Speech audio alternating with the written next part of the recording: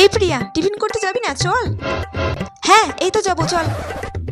আরে নেহা, চলো, তুমিও আমাদের সঙ্গে টিফিন করবে আজ। আমি তোমাদের সঙ্গে টিফিন করব? তোমরা সেটা ভাবলেও কি করে বলো তো?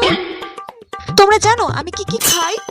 তোমরা সেটা অ্যাফোর্ডও করতে পারবে। দেখলি কি দরকার ছিল ওকে বলার?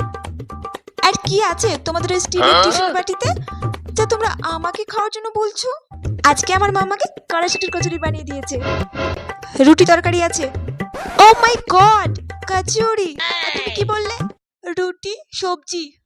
ও মাই গড, এত আটা ময়দা জিনিস না আমি খাই না, বুঝেছো? আমি আমার স্পেশাল টিফিনটাই খাবো। দেখেছিস তো শিক্ষা হয়েছে কেমন ভাবে আমাদেরকে অপমান করলো? কি দরকার ছিল ওকে ডাকার? থাক না, তুই আর ওরকম বলিস না, ছেড়ে দে, বাদ দে। চল আমরা টিফিন খাই গিয়ে।